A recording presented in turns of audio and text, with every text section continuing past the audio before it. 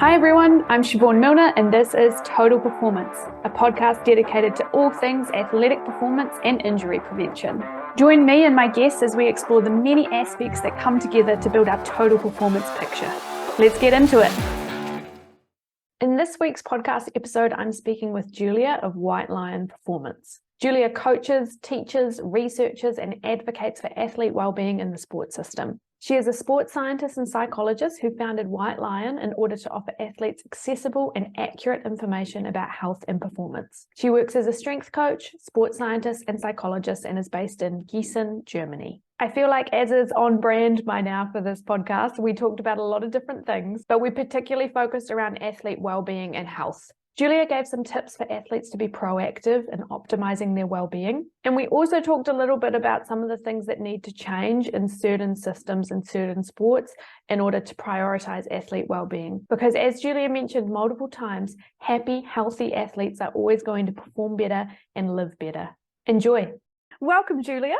Hello, I'm very excited to be here, Siobhan. Thank you for the invitation, for sharing your mic with me today. Oh, you're very welcome. How are you doing today? I'm good. The day is ending for me and starting for you because that's how the world works. It's very small, but also very large with lots of time zones. It's wild. It's wild. And I actually didn't tell you this, but yeah, so I'm in California right now and they just had a time zone change, but I didn't take that into account. And Europe has it a couple of weeks before. So I thought I was going to meet you a little later. So now I'm up bright and early, but I'm excited to be up bright and early to speak with you. That 6:30 wake up call came really early. Yeah. Earlier than you expected.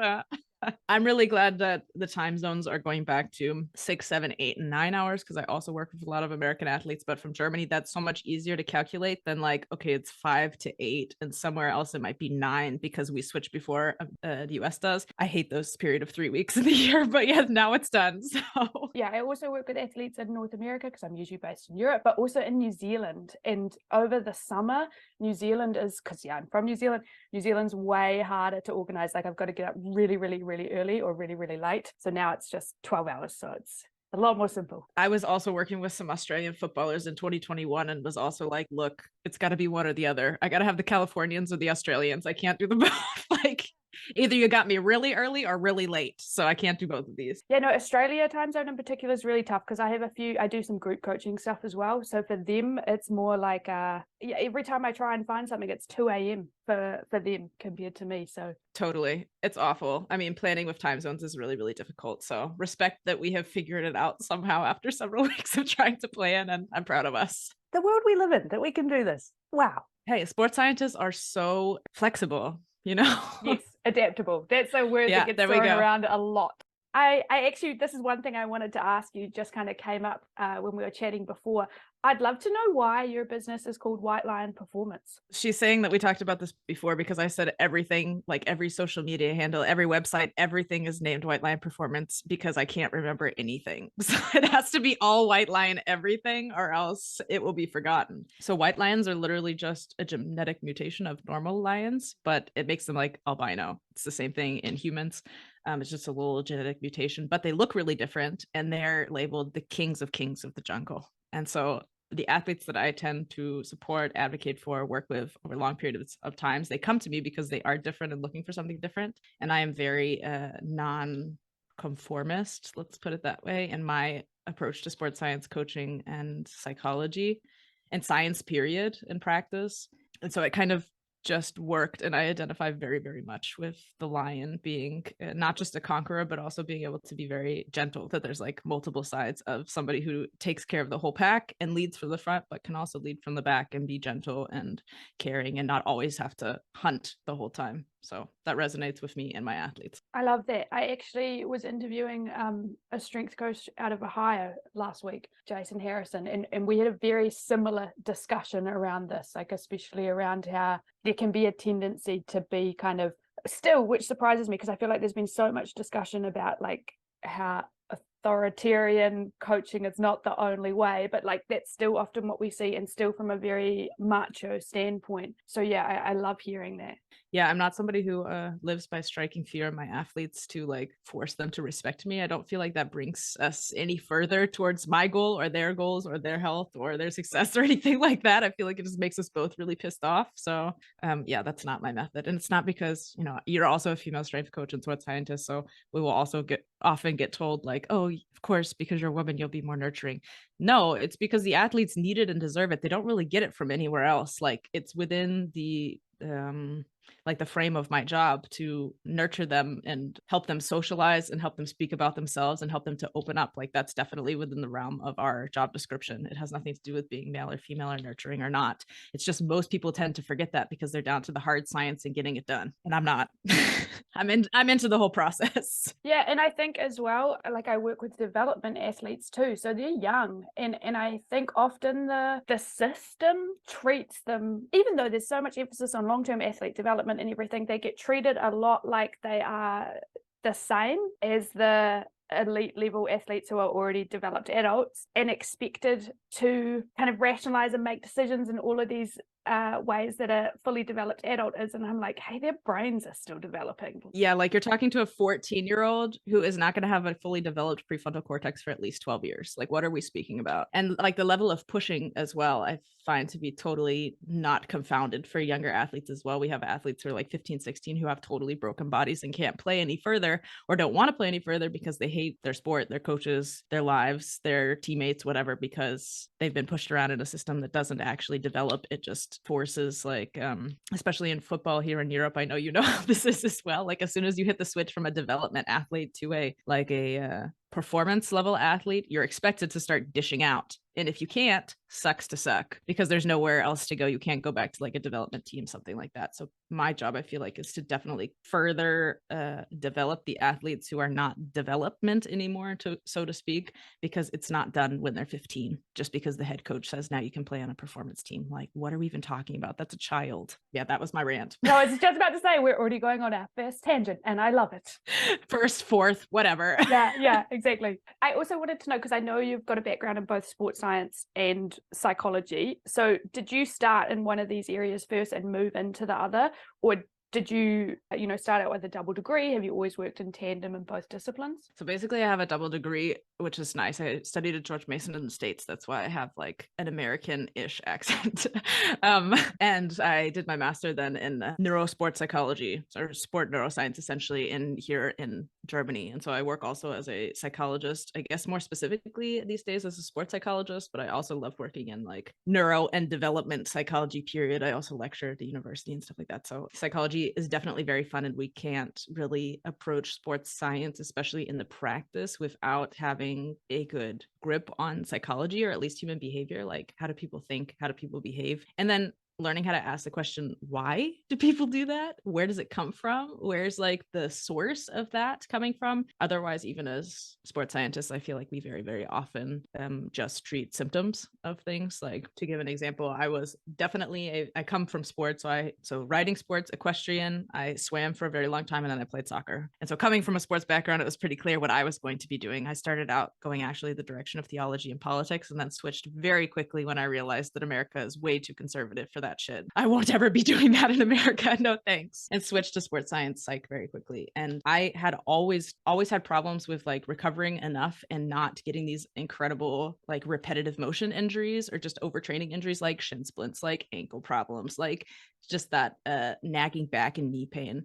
And looking at that from a biopsychosocial perspective, then we would say, okay, so it's not just about the overtraining, it's the lack of being able to recover, it's other stressors in life, it's maybe having a family who's not supportive, it's maybe having to work all the time and play and study, stuff like that. And so running that through my brain myself was like, okay, there has to be more to this than just a training plan or like the data, because the data was there in 2011 and 2012, but the psychological perspective on the data was not there at all. It was just internal load. How are you feeling? How many hours a night did you sleep? Not like, how are you actually doing? How is everything else? So that's when I started to crack into this. Athletes have a whole life outside of being an athlete. That might just be like 5 hours of their day, and the day is 24 hours long. What are we missing by not taking the psychological look at the data or at our science? So for me, it's like the balancing act, the checks and balances of you got the one and then the other, make sure you don't go completely off the deep end with the other one, and vice versa. I find it to be really important. And is this what then inspired the slogan for your business, kind of seeing that athletes weren't being cared for in that regard? Definitely. The slogan used to be different. The slogan used to be leave it better than you found it. And then I decided I was old enough to not be politically correct anymore and just start taking shots at the sports system. And that's specifically meant for the sports system, unfortunately, who commoditizes athletes really fast and really young, like you said, with developmental athletes as well. We have like 8-year-olds driving across Germany in order to play professional tournaments. Like, this is a child. Like, what are we talking about? And realizing after 10 years of practice as well that a healthy and happy athlete is going to be able to play as for much longer than an unhappy, unhealthy athlete, because they love what they're doing. They're having fun. They're learning along the way. They're invested. They're even able to invest because they have the resources to invest, as opposed to an athlete who isn't happy and healthy and just performing for the sake of performing. That athlete's going to quit a lot sooner than somebody who's healthy and happy. So if I can be the voice and advocate for the healthy, happy athlete and put them first over the performance will come. I've never seen it not come and show up. Unfortunately, that also means with having a slogan like that, I get a lot of beef and grief from clubs and federations where it is about like data and performance and money and power, because at the end of the day, that's what sports are about. But it's totally worth it for me to like sacrifice any connection to people, clubs, or federations or athletes who can't put health before anything, because they're also going to have a life after sports. And that was really important for me to understand.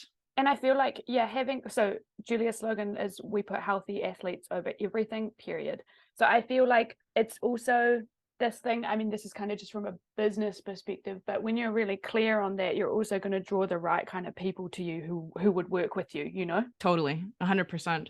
And I want athletes who are motivated as well and want to learn and want to develop and want to get better and aren't just 100% like, my data says this, my performance says this. Like, you have to trust the process as well. Like, the process of development is long and rocky. And I'll never forget, I always tell my athletes that it's rented space on top of the mountain. Like, once you get up there and that's your peak, somebody is coming right behind you to rent out the space after you and push you back down. So if you can see it as rented space and enjoy the time when you're up there, you can also learn to enjoy the time going back down the mountain in the valley and working your way back up, because it is a long process and it's rocky. But if you're happy and healthy while doing it, you're not going to have the extreme issues of my whole worth as a person hangs on my performance.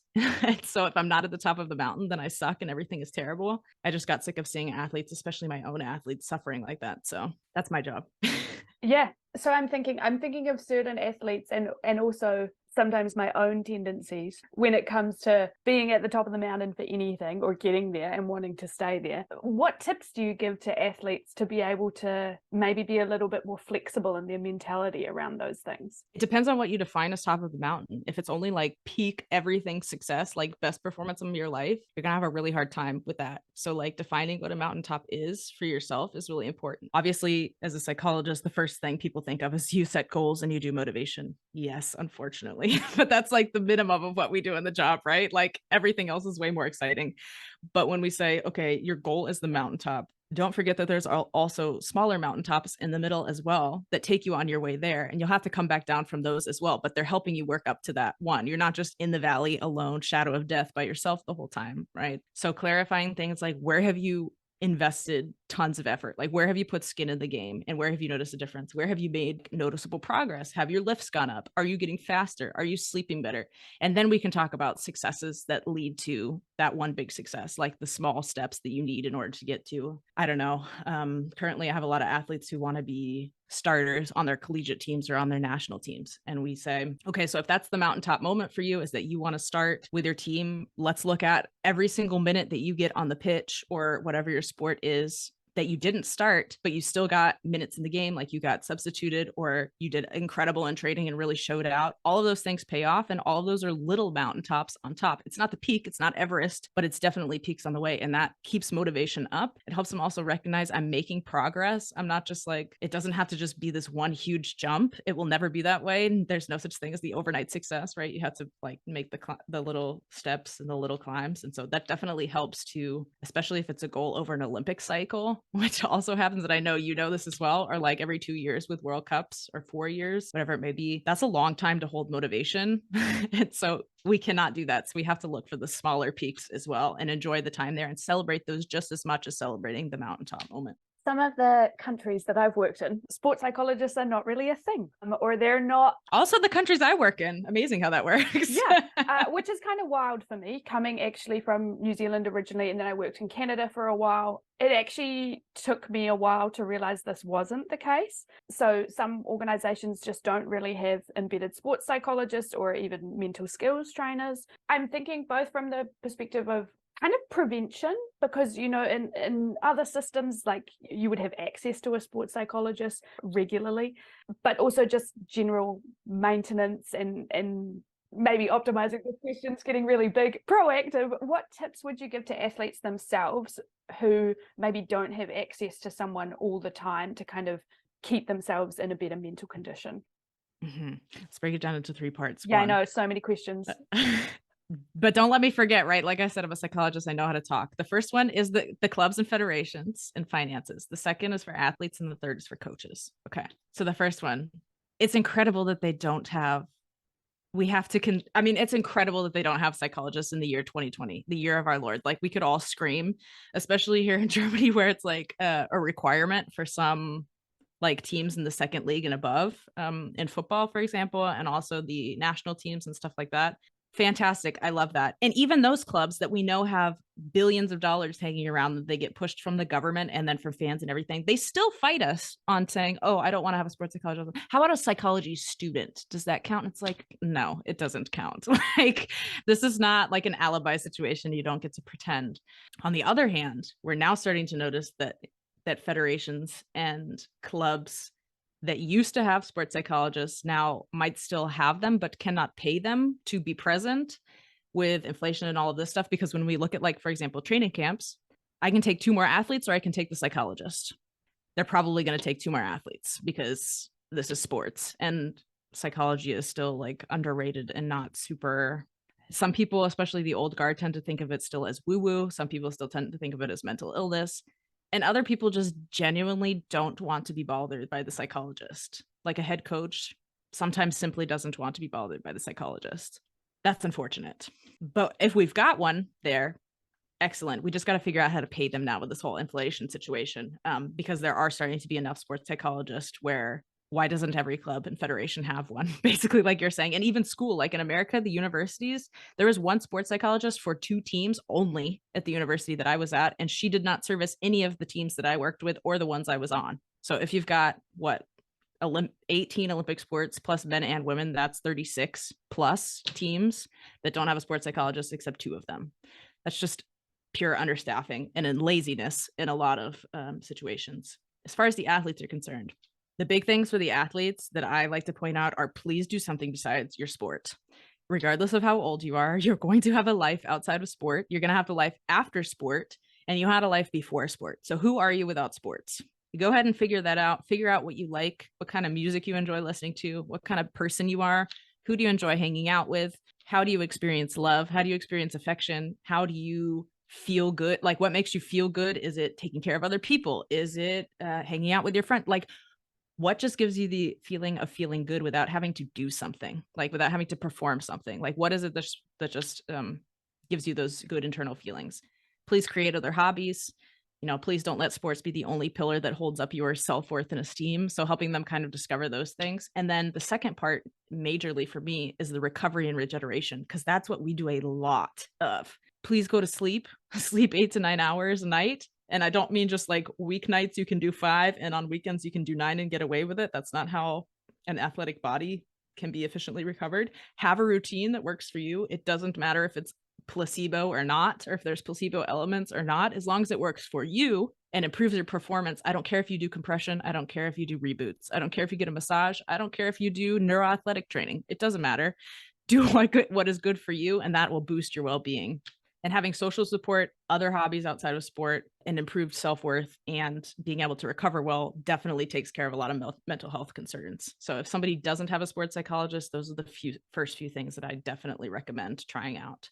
For the coaches, you guys get to be our frontline sports psychologists, because you guys are in the massage rooms, you're in the physio rooms, you're in the gym with them, you're on the pitch with them, you see them at the highs and lows. So you have experience with these people as people, right? Because they let the emotions out, they need to talk, they need support. Now, when coaches see that an athlete might need professional support, it's a really great idea that they have like 1 or 2 references in their back pocket to say, you might need to talk to somebody. Here's somebody's number. Why don't you just write to her or call her or send her an email, something like that, and then hand them off to us. And then that coaches also develop their own skills as frontline psychologists, let's put it that way, of like active listening, asking good questions, being genuinely interested in your athletes and not just somehow interested in their performance. What are you bringing me today? Let's only talk about sports, but like, how's your day going? What's stressing you out so much? How's school going? Like, these people have so many dimensions of their lives, and we don't often take that into consideration. And so it's important that coaches know also what other stressors are out there. And then like the smaller things, like having a fear of failure or stress before a match or competition, that those things come up super duper often. And we can, as coaches, also have an impact on that and teach smaller mental skills like implementing deep breathing with a team, or setting up a pre-performance routine with the whole team where we say we all do the warm-up together. Then everybody has their 5 minutes of time to do whatever they need to do to get into the zone. And then we do something together at the end to prepare us, get the teamwork feelings going, and then we start the match together. And that can help to regulate the whole team and allow them to have their time to regulate themselves, but then also get into this, we're ready, let's do this mentality. Or like I said, deep breathing is a huge one that is massively impactful, that I sometimes feel like it's a waste of people's money to pay me to talk about deep breathing, because it is so quick and it's just the body's natural physiological brake pedal. And so even coaches to be able to teach that and be like, okay, 5 deep breaths in through the nose, out through the mouth, simple box breathing, that will help you. For people who don't have sports psychologists, shame on you. No, I'm just kidding. There's plenty of resources to still be able to work on mental health and like well-being without having a sports psychologist, but we do make it so much easier. One of the things that you mentioned, one of the reasons there's resistance to embedding sports psychologists is because it's viewed as something only for mental illness. I feel like there's such a big stigma against mental illness in sport. And the thing is, there are a lot of successful people out there who have mental illness, but they might not be broadcasting it because of the stigma. It's so sad that it's still about mental illness, especially because sports psychologists cannot treat mental illness. We are not therapists. There's some that have gone on to do like a therapy, like advanced education, or become therapists in combination. We're sports psychologists, so we can basically we can do some levels of CBT, like cognitive behavioral therapy, but not in a clinical therapeutic sense. We can help you reframe your thoughts and better understand your feelings, definitely, but we are not therapists in any clinical sense to be treating illness. We're 100% focused on wellness, 100%, which is the one side where you just think like, okay, mental illness, it actually has nothing to do with that. Sports psychology should be, in best case, 100% proactive, in the sense of, okay, I know that I struggle with performance anxiety, or I know that I struggle with my motivation after the Olympics, which is totally normal, by the way, to have a performance or motivation drop after a huge success or a huge tournament, because recovery into these things aren't supposed to stay high forever. You're not supposed to be 100% fully motivated for the entire 4 years or 15 years that you play, or 25 years. I don't know. That's not how life works. So we're pretty much proactive in the sense of, we hate doing damage control. And when you only come to us after having like a major loss and you need to be put back together, we probably, yes, we can do that. In best case, we do that with a therapist together, like an actual clinical therapist. And we as sports psychologists can then like accompany you to a session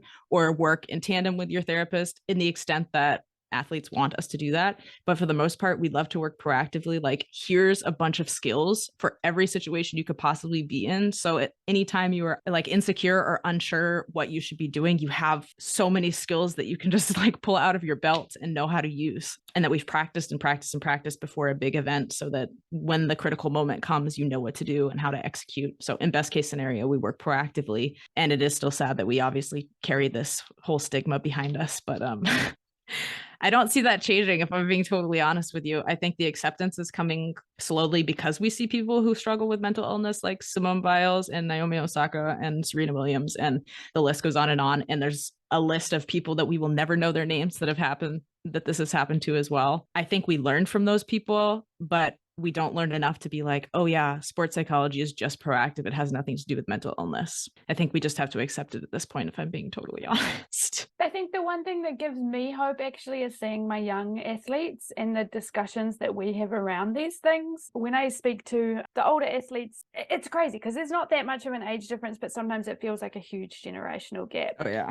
I don't know, just the discussions we had even around the last Olympics, speaking about trans athletes, speaking about mental illness, all of these things, where some of the older athletes would have really fixed, rigid ideas. I felt like the younger generation, they are so much more open, and that really gave me hope. So I'm crossing my fingers. I'm totally crossing my fingers as well. The truth is, unfortunately, we also need clinical sports psychologists.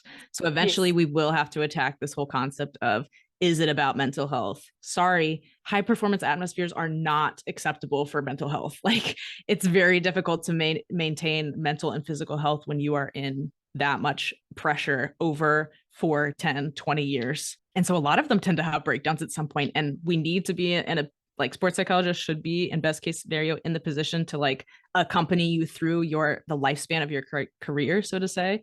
And that we have then a network of clinicians, practitioners, coaches, other people who can help you. And then when you need something, then we're able to be like, here's the clinical psychologist, let's go work with them. Here's the sports head coach, let's go work with them. Let's go talk to your doctor, let's go. So that we just work at a huge network interdisciplinarily, just like we as sports scientists do. It would be great if we as sports psychologists could also be so thoroughly embedded in that team. It's not there yet, but I have hope. We've talked about some of the things that we can do to help athletes be proactive with their mental health, but you've also talked in your TED Talk online and some of what we've covered today about how this professional sports system can really kind of chew athletes up and spit them out. What do you think we can do to start tackling this as coaching staff and organizations? I have to take a second to think about that. The whole thing about chewing up and spitting out is so interesting to me because I'm somebody who firmly believes in reparations after athletes retire. Like, to me, it's not enough that they get paid X amount. Like, if we look at female soccer players who make next to nothing, for example, in Europe for their whole careers, bring in a ton of trophies, make the federations a ton of money, and then as soon as they're injured, they get thrown out of the national squad. And it's like, okay, bye. It's like, okay, so I sacrificed my body and mental health for you. Why exactly?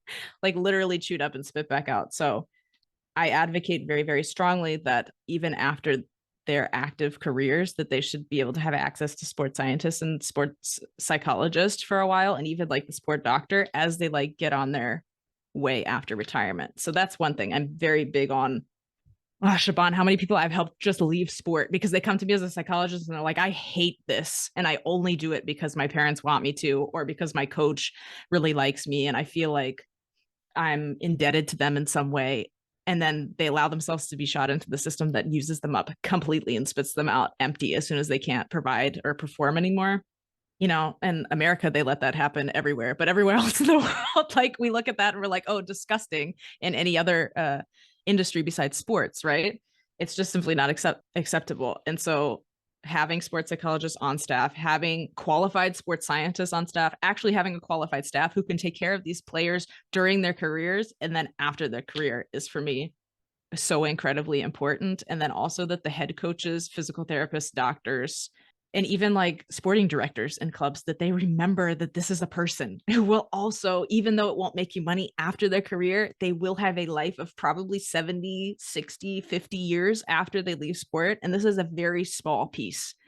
So are you setting them up for the better to like be a good citizen when they go out into the world, to be healthy and happy and continue to be like, I used to play for Bayern München or whatever, and I'm really healthy and having a great life, and now I'm an ambassador for the sport of the system or whatever? Or are you breaking them down so badly that they're going to go out, cuss your name, drag them through the mud and curse you for the rest of their lives because they can't walk, or they have so many concussions that they only live another 10 years, or, you know, are so mentally unwell that they have to go into a clinical program? Like, the stories I have worked with are actually, they move me so deeply. And that's why I'm so passionate about this, that we need during, but also after their career, we need them to have a high level of care. We cannot expect a high level of performance and everybody else make money off their backs of turning people into products without also giving them funding, paying them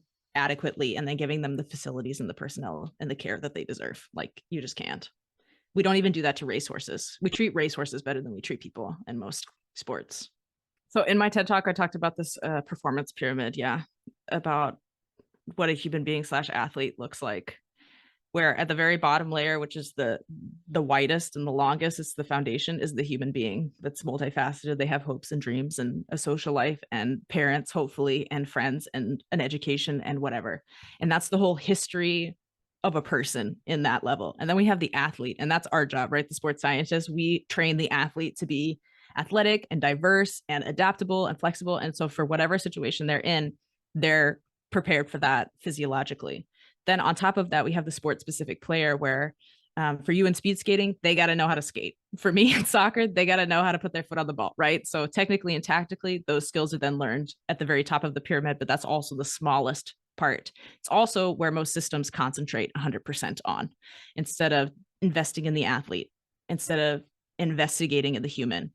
My takeaway is to invest in the athlete, yes, so that they can continue to be sporty or athletic and participate in sports even after their active careers, but to really spend time and resources on the person who is behind the athlete. Because once you've taken all of those levels away, let's say the person has had so many concussions, talking about the NFL, that they can't play sports anymore, it's not safe for them to play sports anymore, or seriously damaged backs, hips, knees, even feet. Okay, so we're maybe not being super athletic anymore. So now I'm just a person. And if my whole life until I was 35 years old was only about the sport specific player, how can that person continue to live?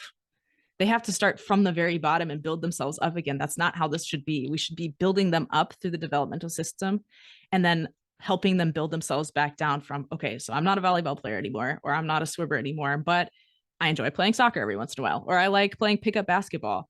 So then you can just enjoy being athletic, or you can just enjoy your life as a person instead of being a high profile or not high profile sports specific athlete. So my takeaway is always that we invest on the way up and then let them slowly break back down in their time who they want to be, but let them have a solid foundation, because as soon as something happens, we never know when somebody's going to get injured. We never know when Corona, long COVID, could knock somebody out of sports for 10 years. We don't know. But without that foundation, what can they fall back on? They have only an athlete identity. They only have the athlete or the sport specific, I'm a soccer player, I'm a basketball player, I'm a footballer.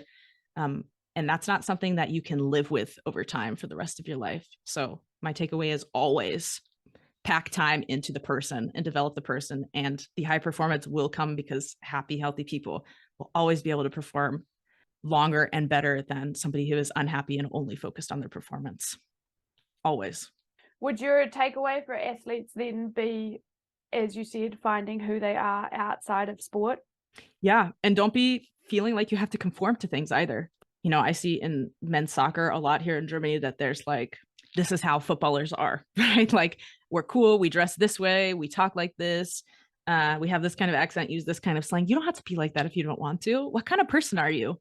Every person can be a sports specific athlete, but what kind of person are you? Like, not every sports specific athlete needs to be the same kind of person. What kind of person are you? What else do you like? What kind of music do you like to listen to? What people do you love? Like, figure out who you are so you're not 35 and having to start from ground zero. That's really going to be a lot harder than figuring out along the way. So take the time along the way to invest in like the other side of being a person, basically. Awesome. Thank you, Julia. Thank you, Siobhan. Could you let us know where everyone can find you? White Lion everywhere. White Lion everywhere. So we don't forget. Exactly. Instagram at White Lion Performance, whitelionperformance.com. And you can email me at julia@whitelionperformance.com. Thank you so much. Thanks so much for listening to today's episode. I hope you enjoyed it. Just a reminder that you can find further podcast episodes at www.siobhan-milner.com/podcast. And this is where you can also find different ways of working with me if you head to www.siobhan-milner.com. Enjoy.